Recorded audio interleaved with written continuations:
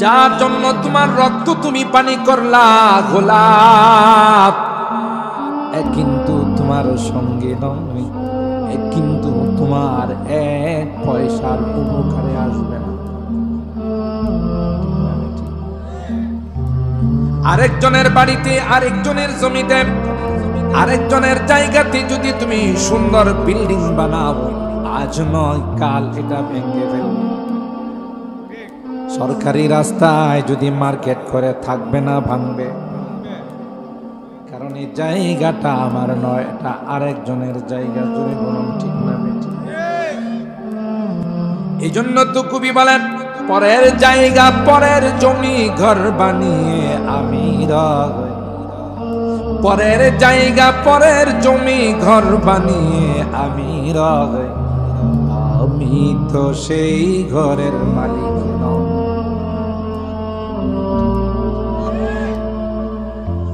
আর হারাম আল্লাহ ক্লিয়ারলি বলে দিয়েছেন, এ পৃথিবীর মানুষেরা, দুইটা দল পৃথিবীর মধ্যে বসবাস করবে। একটা হবে রে আমার দল, আরেকটা হবে শয়তানের দল। শয়তানের জান্নাত থেকে বের হওয়ার সময় আল্লাহর ইজ্জতের কসম করে কয়, ক্বালা ফাবিইজ্জাতিকা লাউযিয়ান্নাহুম আজমাইন। তোমার ইজ্জতের কসম, একটা বান্দাকেও আমি জান্নাতে আসতে দেব না। নাউযুবিল্লাহ। বাক্যটাকে যেভাবে স্ট্রং করার দরকার, যেভাবে মজবুত করার দরকার, শয়তান সেভাবে মজবুত করে কয়, একজনকেও জান্নাতে আসার জন্য দেব না। আল্লাহ ডাক দিয়া কয়, যা যা তোর যা শক্তি আছে তা নিয়ে তুই তোর মিশন চালা। এই যে আজকের যুবকদের মাহফিলে এসা যারা অনুতপ্ত হইয়া জীবনের গুনার জন্য তওবা করবে, জীবনের অবস্থাটাকে পরিবর্তন করে ফেলবে, আমিও আমার ইজ্জতের কসম করে বললাম, হাত তুলতে দেরি হবে রে, আমি আল্লাহ তাকে মাফ করতে দেরি হবে না।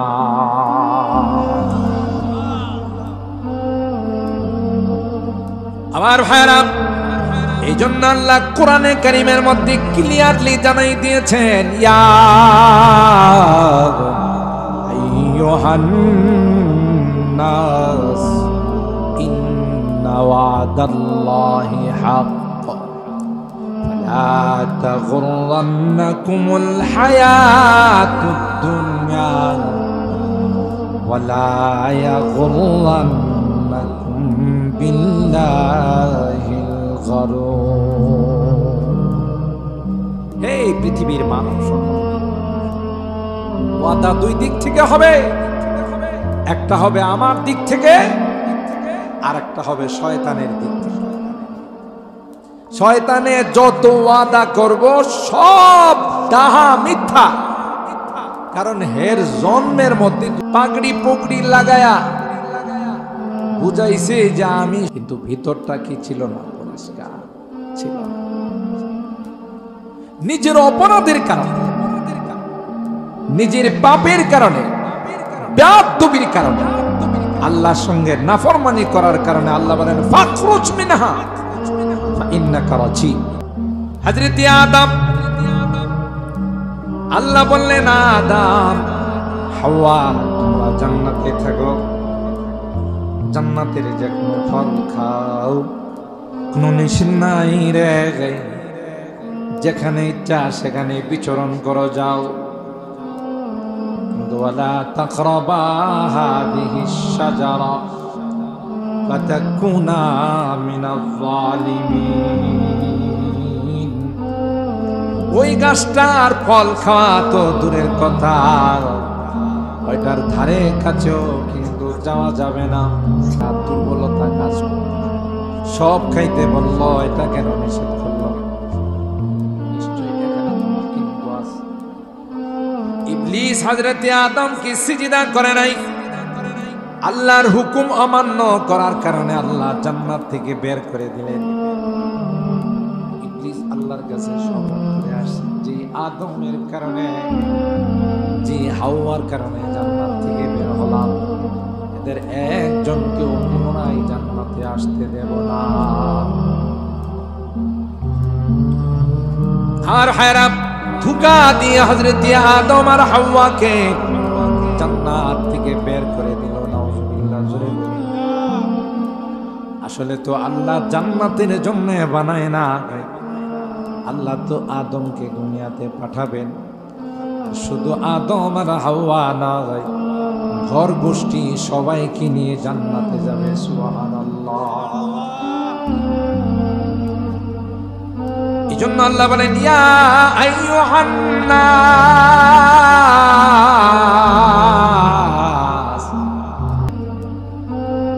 মনে করবা না আমি মরে গেলাম, জিন্দেগি শেষ হয়ে গেল। সমাজে দেখবেন কেউ যদি অসুখে ভুগে, কেউ যদি কোনো কষ্টে থাকে, মাঝে মধ্যে আল্লাহ আমারে মরতে নাকি। সাবধান, এরকম বলবেন না, বরং বলবেন আল্লাহ আমার উপর যেভাবে খুশি আমিও সেইভাবে খুশি। তাইলে আপনি অসুস্থতার মধ্যে সবর করে, বিপদে সবর করে, ধৈর্য ধারণ করে আপনি আল্লাহর জান্নাতের মেহমান হয়ে যাবে। ইন্নাল্লাহা মা'আস সাবিরিন, আল্লাহ ধৈর্যশীলদের সঙ্গে থাকেন। এই জন্যে এই কথা বলতে নাই যে আমার মৃত্যু হয় না কেন, সময় মতো হবে, এক সেকেন্ড আগেও নয়, আল্লাহর বিধান। কিন্তু আল্লাহ পাক আমাদের কি বলে দিলেন, এটা হলো ক্ষণস্থায়ী জিন্দেগি, চিরকাল এখানে থাকার জন্য আমি আল্লাহ পাঠাই না। কিন্তু তোমাদের সঙ্গে ওয়াদা করলাম মিনাল বাদি 40 কদম তোমারে শুয়াইয়া এলাকার মানুষ আসতে দেরি হবে গো। মুনকার নাকির আয়সা তোমাকে ইন্টারভিউ নিতে, পরীক্ষা নিতে দেরি হবে না। কবরের মধ্যে বসাইবে আর বলবে তুমি যে এক জগৎ থেকে আরেক জগতে আসলাম, দুনিয়ার জগৎ পাড়ি দিয়া পরকালের জগতে পা লাগলা, ভিসা লাগাইছো ইন্ডিয়া যায়, বর্ডারের মধ্যে ধরবো না ধরবো না। সৌদি আরব গেলে, কুয়েত, কাতার, ইন্দোনেশিয়া, মালয়েশিয়া, তুমি তো এ দেশের নাগরিক নয়, তুমি এক দেশ থেকে আরেক দেশে আসলা, তোমার পাসপোর্ট কই, তোমার ভিসা কই। ঠিক কবরের মধ্যে রাখার পর দুইজন ইমিগ্রেশনের ফেরেশতা, দুইজন পুলিশ আসবে, পুলিশের নাম হলো মুনকার নাকির।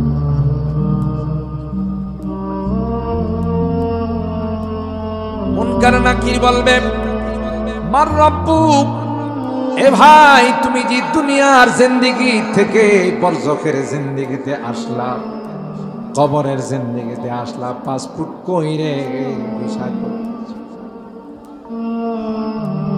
আর পাসপোর্ট আর ভিসা আমাদের কাগজের পাসপোর্ট আর ভিসা নয়, এটা হলো যখন বলবে তোমার রবকে, জবাব দেবে রব্বি আল্লাহ, আমার রব আর কেউ না, আমার রব। এই জন্য আমরা কিছু বুঝতেছি, ফেরেশতা যদি আমরা আরবিতে কয় এটা তো বুঝবো না, কি কইতেছে না না কইতেছে না, তখন আপনি আরবি বুঝবেন, আরবি কথাও কে দিবেন এই শক্তি? এখন যে বাংলাতে কথা বলেন এই শক্তি কে দিছে? আরবরা যে আরবিতে কথা কয় কে দিছে? আমেরিকানরা যে ইংলিশে কথা কয় এই শক্তি কে দিছে? ইন্ডিয়াওয়ালারা যে হিন্দিতে কথা কয় এই শক্তি কে দিছে? পাকিস্তানওয়ালারা যে উর্দুতে কথা কয় এই শক্তি কে দিছে? মানুষের ভাষা, মানুষের কথা বলার শক্তি কে দিছে? আর রহমান আল্লামাল কুরআন খালাকাল ইনসানা আল্লামাহুল বায়ান। আল্লাহ বলেন আমি তোমাদেরকে শুধু বানিয়ে ছেড়ে দেই নাই, কে কোন ভাষায় কথা বলবা, কে কোন জুবান দিয়ে কথা বলবা, এটাও আমি আল্লাহ তোমাদেরকে শিখাইছি। ومن آياته خلق السماوات والأرض واختلاف ألسنتكم وألوانكم إن في ذلك لآيات للعالمين। আল্লাহ বলেন একরকম বানাই নাই। আজকের এই মাহফিলে যারা উপস্থিত হয়েছে, একজনের চেহারার সাথে আরেকজনের চেহারার মিল নাই। এফসিবিএস এফআরসিএস করা ডাক্তাররা বানাইছে, এমবিবিএস ডাক্তাররা বানাইছে।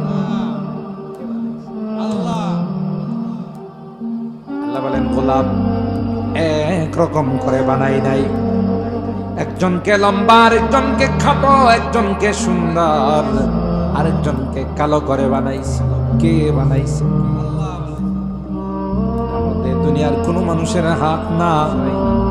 আল্লাহ বলেন আসমানটাকে বানাইলাম, জমিনটাকে বানাইলাম, গোটা আসমানের মধ্যে কোথাও কোন রকমের পিলার নাই। জোরে বলুন ঠিক কিনা? পারবে দুনিয়ার কোন মানুষ একটা সামিয়ানা বানাইতে পিলার ছাড়া? মুসলমান খুব ভালো করে মনে রাখেন, আল্লাহ পাক রব্বুল আলামিন গোটা আসমানটাকে বানাইছেন, কোথাও একটা পিলারও নাই। জোরে বলুন সুবহানাল্লাহ।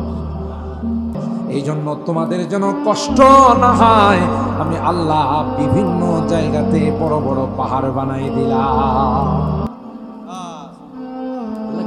একটু চিন্তা কর, তুমি যখন দুনিয়ার থেকে যাবে কবরে যাবে, তখন প্রথম প্রশ্ন হবে বাবা, আরবিতে প্রশ্ন হবে, আরবিতে জবাব হবে। যে আল্লাহ বাংলাতে কথা বলাইতে পারেন, সে আল্লাহ আরবিতেও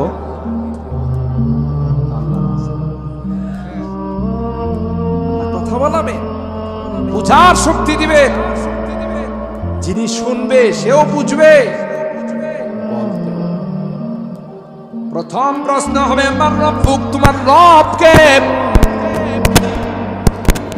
যারা ঈমানদার নেককার, যারা কষ্ট করে নামাজ পড়ে রোজা রাখে, কোরআনের মাহফিলের মধ্যে আসে, সাথে সাথে বলবে রব্বি আল্লাহ, আমার রব আর কেউ নয়, আমার রব হলেন আল্লাহ। দ্বিতীয় নাম্বার প্রশ্ন হবে ওমা দীনুক, তুমি কি হিন্দু ধর্মের ছিলে, নাকি বৌদ্ধ ধর্মের ছিলে, নাকি খ্রিস্ট ধর্মের ছিলে, নাকি ইহুদি ধর্মের ছিলে? কোন ধর্ম ছিল? তোমার ধর্মের নামটা কো।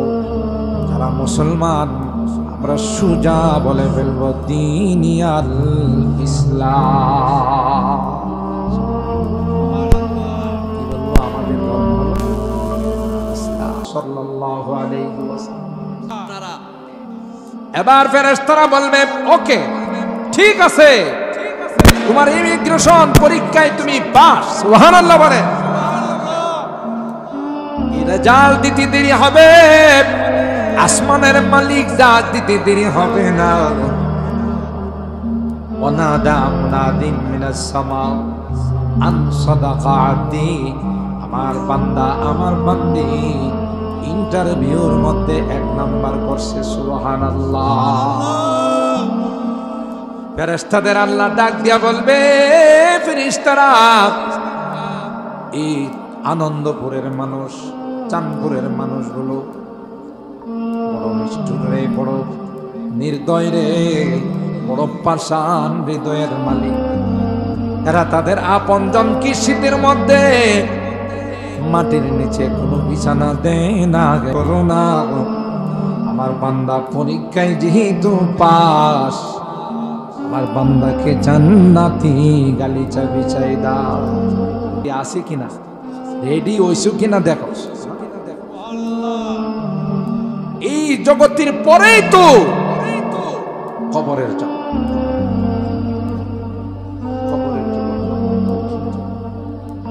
হযরত উসমান ইবনে আফফান রাদিয়াল্লাহু তাআলা আন, যাকে যিন্নুরাইন বলা হয়, দুই নূরওয়ালা, আল্লাহর হাবিবের দুই মেয়েকে একজন মারা যাওয়ার পর আরেকজনকে বিয়ে করেছিলেন। এজন্য তাকে দুই নূর পয়গম্বরের দুইজন কলিজার টুকরাকে বিয়ে করেছেন। আল্লাহর নবীর দুইজন জান্নাতি মেয়েকে বিয়ে করেছেন। এই জন্য উসমান ইবনে আফফানকে যুন্নুরাইন বলা হয়। আল্লাহর হাবিব এত ভালোবাসতেন উসমানকে, ডাক দিয়া কর, আমার যদি আরেকটা মেয়ে থাকতো রে, উসমানের মতো এত নেককার জামাইয়ের কাছে আরেকটা মেয়ে বিয়ে। উসমান ইবনে আফফান অনেক ধনী সাহাবী ছিলেন, নিজের সম্পদ সব আল্লাহর রাস্তায় বিলিয়ে দিয়েছেন। বুখারী শরীফের মধ্যে আসে, সাহাবায়ে কেরাম পানি পান করার জন্য কিছু পান না। ইহুদির একটা কুয়া আছে, 400 দিরহাম দিয়ে কিনা লাগে। ও ভাই, তখনকার 400 দিরহাম এখনকার 400 কোটি। আল্লাহর হাবিব বললেন, কে আছো? এই কুয়াটা আমার সাহাবীদের জন্য কিনে দিবা, আমি তার জন্য জান্নাতের ওয়াদা দিলাম।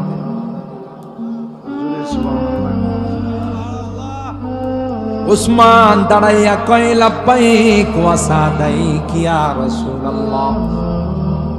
ও পয়গম্বর, আপনার সাহাবী উসমান থাকতে এই কাজ আর কেউ নয়, উসমান 400 দিরহাম দিয়ে এটা কিনে দিবে।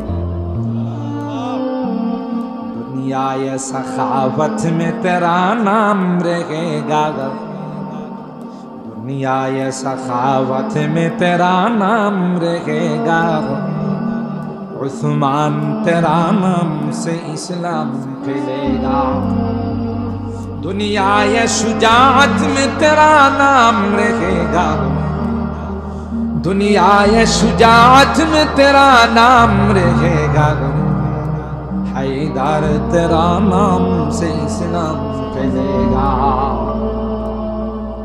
খাইবরের যুদ্ধে পয়গম্বর বলেন, পতাকা আরেকজন সাহাবী হাতে নিবে গো। যেই সাহাবী হাতে নেওয়ার পর আর মুসলমান পরাজয়ের চেহারা দেখবে না, আল্লাহ তার মাধ্যমে বিজয়ের চেহারা দেখাবে। তিনি কে? শের খুদা হযরত আলী কাররামাল্লাহু ওয়াজহু। হযরত উসমান এত বড় সাহাবী, ইসলামের 3 নম্বর খলিফা, মুবাশশার বিল জান্নাত, দুনিয়াতে থাকতেই জান্নাতের সুসংবাদ পেয়েছেন। হযরত উসমান যখন গুরুস্থানের পাশে যান, উসমানের কান্না ধরে রাখতে পারেন। উসমান কান্দে রে, চোখ দিয়া পানি পড়া, গাল ভাসে, দাড়ি ভিজে, পানিগুলো টপ করে পড়তে থাকে। সাহাবায়ে কেরাম বললেন, উসমান, জান্নাতের আলোচনা হয়, জাহান্নামের আলোচনা হয় রে উসমান, তোমাকে এত কান্দে দেখি। উসমান, কবরস্থানের কাছে গেলে তুমি এত কেন কান্দো? হযরত উসমান ইবনে আফফান বলেন, এ সাহাবীরা রে, আল কবর ইন্নাল কবরা আউয়ালু মানজিলিন মিন মানাজিলিল আখিরা। পরকালের যে ঘাটিগুলো শুরু হবে রে, যেখানে চেক শুরু হবে, যেখানে প্রশ্ন শুরু হবে, প্রথম ঘাটি হলো, প্রথম চেক পোস্ট হলো কবর। কবরে ইমিগ্রেশনের ফেরেশতার কাছে যদি আমি ধরা পড়ে যাই, তাইলে বাকিগুলো আমার জন্য কঠিন হয়ে যাবে। আর যদি এখানে পার পাওয়া যায়, বাকিগুলো আমার জন্য সহজ হয়ে যাবে। আমি জানি না আমি কবরে ধরা পড়ব না ছাড়া পড়ব। এই জন্য কবর দেখলে আমার কান্না আসে রে, আমি নিজেকে কন্ট্রোল করতে করতে পারি না। ও ভাই, নবীর সাহাবী ওসমান ইবনে আফফান, ইসলামের 3 নম্বর খলিফা, আল্লাহর পয়গম্বরের 2 মেয়ের জামাই, জান্নাতি সুসংবাদ প্রাপ্ত সাহাবী ওসমান যদি কবর দেখলে কান্দে, তাইলে আমার আপনার কি অবস্থা হবে?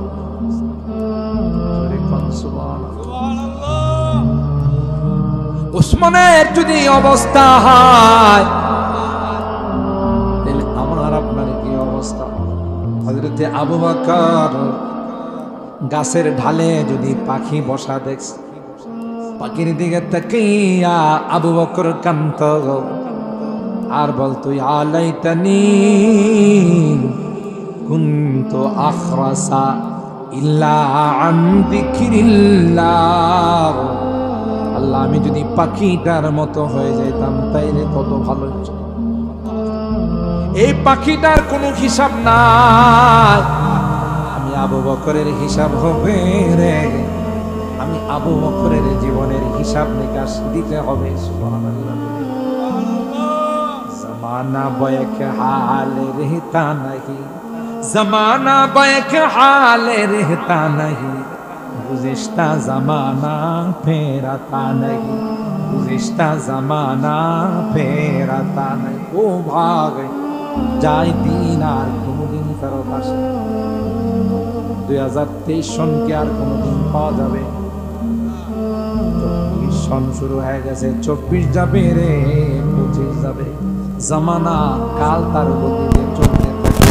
24-এ আমি থাকবো না, 25-এ অমুক থাকবে না, 26-এ অমুক থাকবে না, কিন্তু জামানা তার গতিতে চলতে থাকে। मौत जिस दिन आ गई मुर्दा की हालात क्या हुई, मौत जिस दिन आ गई मुर्दा की हालत क्या हुई, रूह तन से उड़ गई मुर्दा की हालत क्या हुई।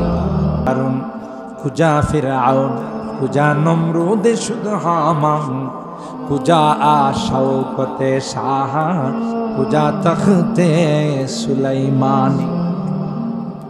कैसे कैसे ताजदारा बादशाह चल बसे, ओ खजीना बाला खाना शान शौकत क्या हुई। সব চল।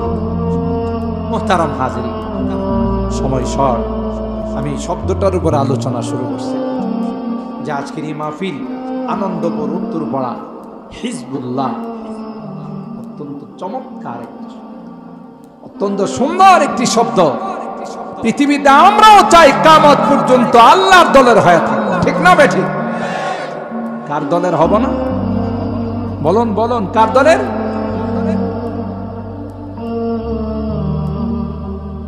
আল্লাহর দলে থাকবো, ঠিক না বেঠিক? কারণ নয়, শয়তানের দলের নয়। কারণ শয়তান জান্নাতে যাবে না জাহান্নামে। বলেন, শয়তান কোথায় যাবে?